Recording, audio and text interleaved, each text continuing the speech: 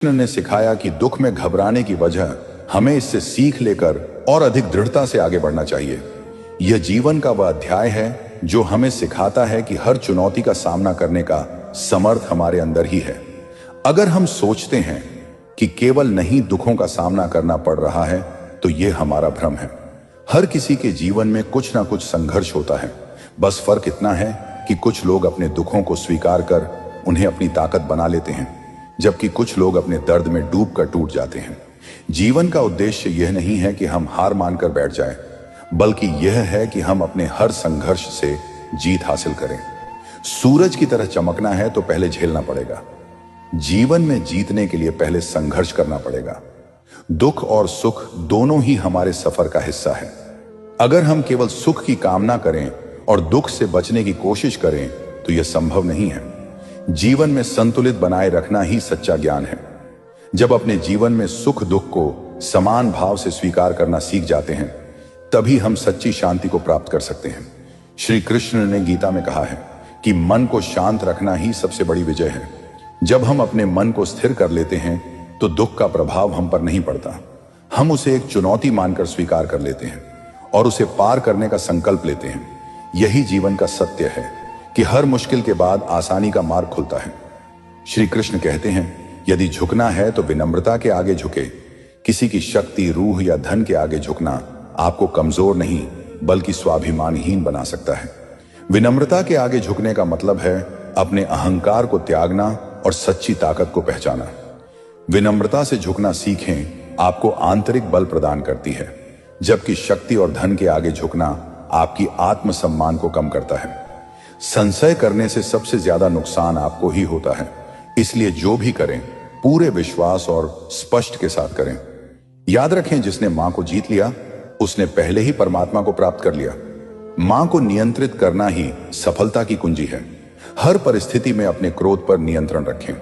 यदि आप क्रोध के समय शांत रहना सीख जाते हैं तो आप कठिन परिस्थितियों में भी सही निर्णय ले सकते हैं।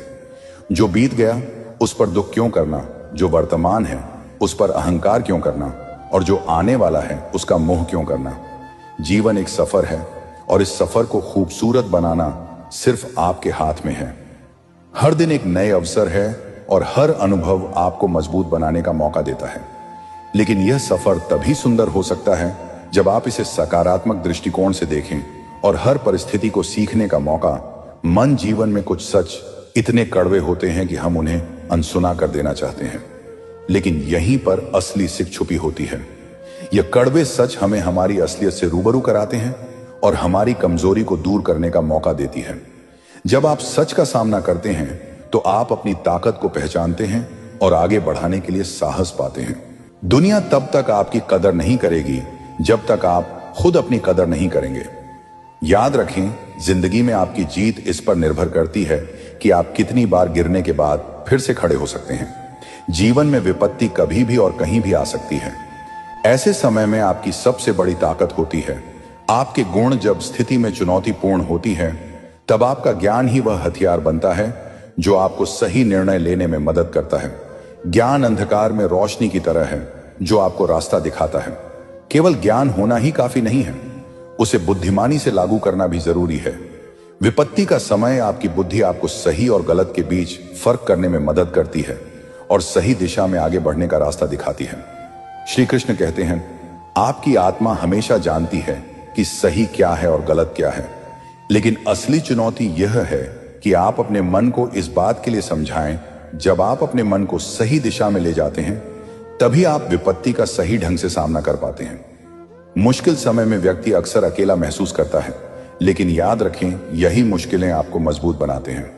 हर विपत्ति एक परीक्षा है जो आपको पहले से ज्यादा सशक्त बनाने के लिए आती है। जो आपको सम्मान दे उसी को सम्मान दीजिए। सम्मान का आदान प्रदान सच्चे रिश्तों की बुनियाद है, लेकिन किसी की हैसियत देखकर सर झुकाना कायरता का लक्षण है। स्वाभिमान से जीना ही असली साहस है। जो व्यक्ति बार बार झुकता है वह असल में सबसे मजबूत होता है, क्योंकि वह रिश्तों की गहराई को समझता है।